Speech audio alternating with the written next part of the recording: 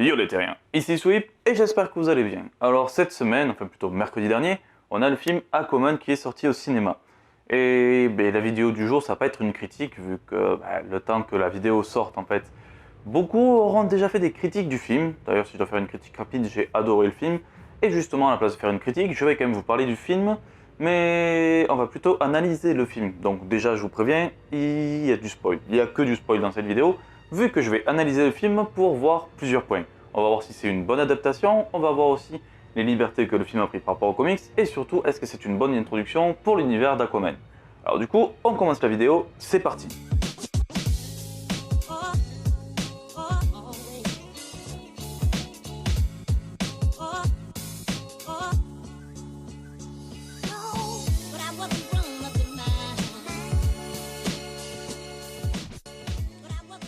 Alors on le sait tous, que ce soit en fait des films du MCU ou du DCU, ce sont des adaptations, donc ce n'est pas copier des comics, mais en même temps ça cherche toujours à avoir des relations avec les comics ou autres. Du coup cette vidéo, on va plutôt la voir en 3 points. Tout d'abord on va se poser une petite question, est-ce que ce film est une bonne introduction pour l'univers d'Aquaman? Est-ce que ça nous permet de comprendre un peu l'univers dans les films et compagnie, tout ce qui entoure le personnage? Ensuite on verra s'il s'agit d'une bonne adaptation, donc par rapport aux comics, si ça reprend les bons éléments, quels éléments ont été repris, quels éléments ont été abandonnés. Et du coup, donc le petit dernier point qu'on va voir, c'est les libertés justement que le film a pris par rapport aux comics. Donc déjà, il est temps de se poser une question pour ceux qui l'ont vu. Et pour moi, est-ce que ce film est une bonne introduction pour l'univers d'Aquaman?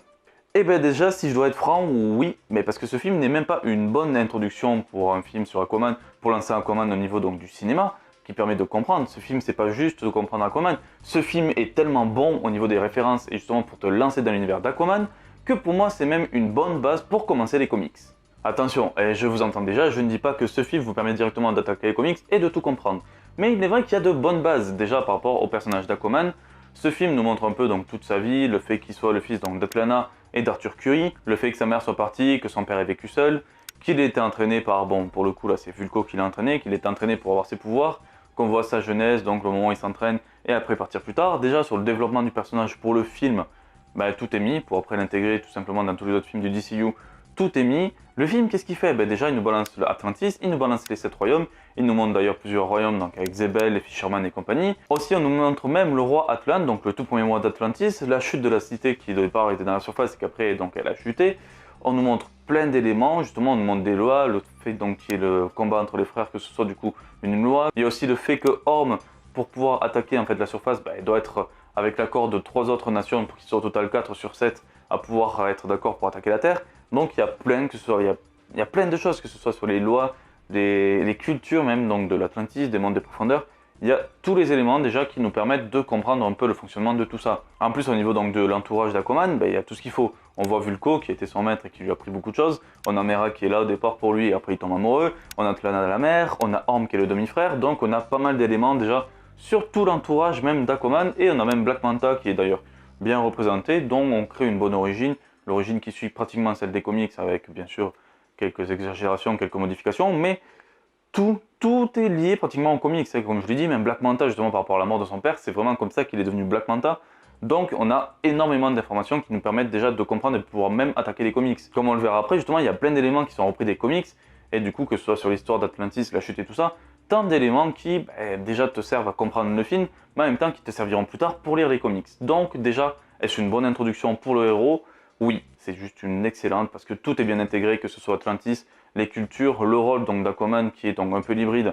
Et donc voilà, tout ça c'est bien introduit. Donc pour moi, sur ce fait, je ne parle pas du scénario, mais juste de tout ce qui est introduit, tout ce qui est raconté, ce film est une super introduction pour Aquaman et pour tout le monde qui l'entoure.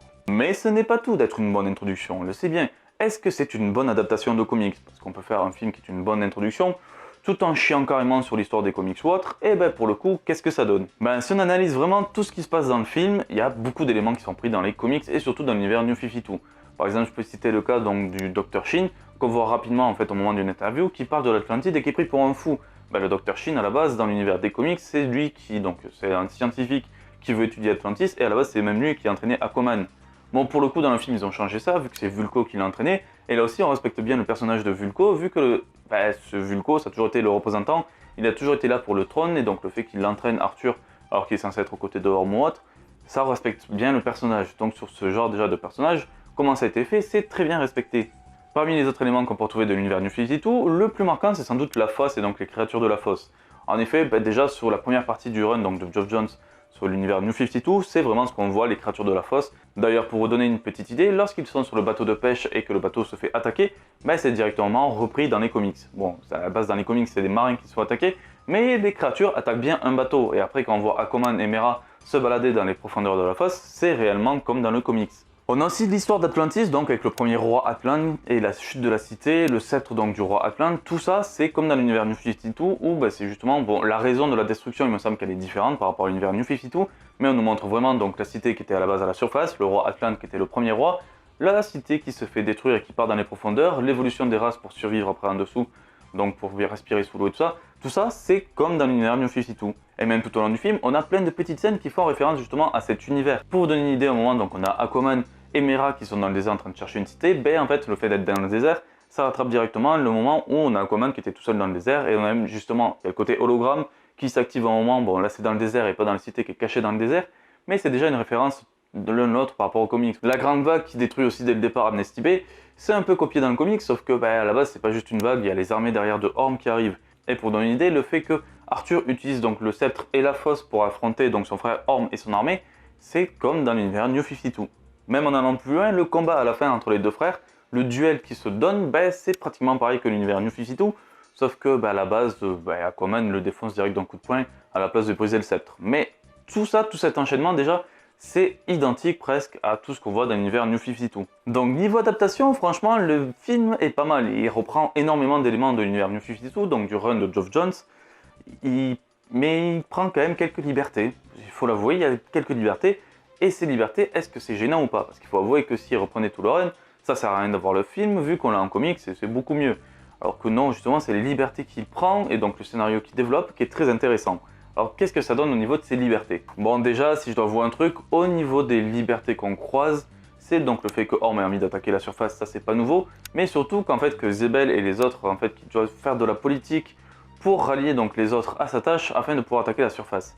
Ça, normalement, dans les comics, de tout ce que j'ai lu, je ne l'ai jamais vu, mais c'est très intéressant. Pourquoi? Parce qu'en fait, ça donne déjà de la politique, parce que en fait, dans les comics Aquaman, c'est beaucoup de politique, vu qu'il est roi et tout ça, donc ça, c'est très intéressant. Et comme ça, on peut développer petit à petit, justement, l'univers sous-marin, l'univers d'Atlantis et des autres royaumes, pour découvrir tout le reste. On découvre ainsi petit à petit Xebel, après on a les Fishermen, on découvre la guerre après avec les derniers, je ne sais plus comment ils s'appellent. Donc le fait d'avoir cette petite intrigue où il doit tout rallier pour après avoir une big armée, alors qu'à la base, c'est juste l'armée d'Atlantis qui attaque la surface, c'est déjà un bon point juste pour développer le film. Autre liberté qui a été prise aussi, c'est que Black Manta, comme je l'ai dit, déjà sa création est très respectée par rapport aux comics, vu que là aussi c'est Aquaman qui tue plus ou moins délibérément en fait le père de Black Manta, et ainsi Manta veut se venger et donc devient le Black Manta, il veut tuer donc Aquaman, et même Aquaman au moment pendant le film doute justement de ce qu'il a fait, il se dit c'est un peu sa faute. Ça, ok, c'est comme dans les comics, mais par contre la relation entre Black Manta et Orm, le fait qu'il soit un peu un agent infiltré de la surface qui travaille pour Orm, et tout ça, c'est vraiment intéressant parce qu'on a donc créé Black Manta. Faut que j'avoue un truc, en fait, quand j'ai vu les bandes annonces, je me suis dit on voit Black Manta, on voit Orm, on voit plein de trucs, plein de lieux différents. Je me suis dit ça va être un fouillis, ils veulent foutre tout un paquet, ça va être n'importe quoi. Et en fait, non. Justement, Black Manta est monté un peu par rapport à Orm et l'histoire d'Aquaman. Il est un ennemi secondaire, même voire tertiaire. Il apparaît très peu, mais son développement tout au long du film et de tout ce qu'il fait pour Orm est très intéressant et très bien mené. Donc là aussi, c'est une très bonne liberté et ça a été quelque chose d'excellent qui a été fait. Par contre, il y a une liberté que j'ai beaucoup de mal à assimiler. Il s'agit tout simplement donc des parents d'Aquaman. Si on suit la logique des comics, tout simplement déjà Atlanna est censée être morte, et le père aussi. Mais bon, que le père survive, c'est pas gênant vu que dans l'univers New 52, en fait, c'est suite à la mort du père que Arthur décide de partir pour l'Atlantis. Il décide de quitter la surface vu que plus rien ne le rattache. Et vu que son père est encore là, c'est normal que Arthur n'ait pas envie d'aller en Atlantis et qu'il reste auprès de son père. Donc cette attache, même si c'est une liberté, est très bien menée et très intelligente. Par contre, le fait derrière de nous foutre une Atlanna qui au final est en vie, ce qui est complètement débile, vu que justement tout le film part sur le fait qu'elle soit morte, et donc tout fonde dessus, le fait qu'elle arrive et qu'elle soit en vie, ça brise tout le film et ça casse tout. Ok, elle a aidé pour qu'il puisse avoir le sceptre, elle lui a donné un indice pour dire où il était et compagnie, elle lui dit c'est dangereux et tout, elle l'a aidé.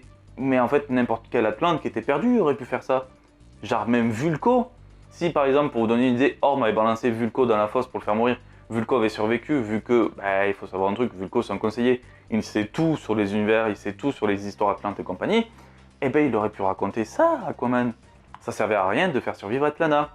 surtout pour une fin donc toute con où les deux frères sont en train de se battre. Il y a Atlanna qui arrive au moment où Aquaman a gagné, qui dit faut arrêter, qu'elle prend Orm dans ses bras parce qu'il est compagnie, qu'après elle va voir son chéri. Non, ça nique le film, je suis désolé. Ça, pour moi, c'est la liberté de trop. C'est le truc qui m'a le plus dérangé dans le film.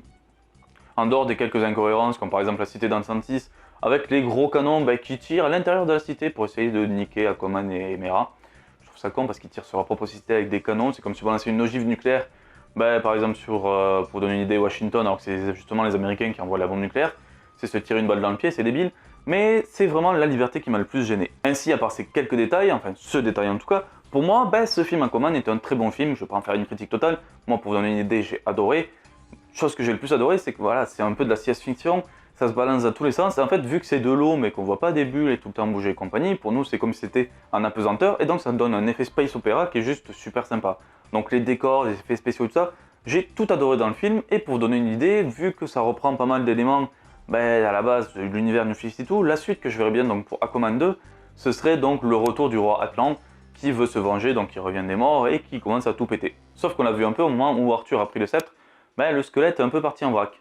Mais je pense du coup, vu qu'ils veulent faire le film Flashpoint, que y a un petit paradoxe temporel pourrait peut-être ramener Atlan à la vie, et du coup il voudrait tout détruire, et sans doute tuer les parents d'Arthur, parce que ça serait peut-être déjà sympa, vu que c'est quand même un peu dérangeant pour moi ça. Sinon, je vois une autre solution pour un Aquaman 2, vu la scène post-générique, donc avec Black Manta qui revient et c'est Shin qui l'aide, c'est de mettre Black Manta en méchant principal. Sauf que pour moi, Black Manta, vu sur un format de film, il peut pas être juste le simple méchant d'Aquaman. Aquaman, on l'a vu, c'est avant tout donc le roi d'Atlantide, et Black Manta peut pas attaquer l'Atlantide tout seul. C'est pour ça que je verrais bien justement Black Manta et la création donc de l'organisation Nemo, qu'on croise dans les deux premiers tomes donc, de Rebirth, qui sont tout simplement des humains qui volent et qui possèdent une technologie Atlante, et donc le fait d'attaquer la surface et sans doute de se venger d'Aquaman et tout ça, de créer encore un autre style de politique, pourrait être très intéressant. Donc voilà, c'est la fin de la vidéo, j'espère que tout cela vous a plu et cette petite analyse ou autre. Si c'est le cas, n'hésitez pas donc à laisser un pouce bleu et à partager la vidéo, ça me fera toujours plaisir. Vous pouvez aussi mettre en commentaire, me dire, pour ceux qui ont vu le film bien sûr, ce que vous en avez pensé. Ceux qui crient au spoil, dès le début de la vidéo j'ai dit que c'était des spoils, donc déjà, gardez-le pour vous et taisez-vous, ça sert à rien. Donc voilà, si vous avez aimé le film ou autre, ou même si vous n'avez pas aimé, dites-moi en commentaire et on pourra débattre tout ça, c'est toujours sympa. Donc voilà, c'est la fin de la vidéo, sur ce, ciao tout le monde et à la prochaine.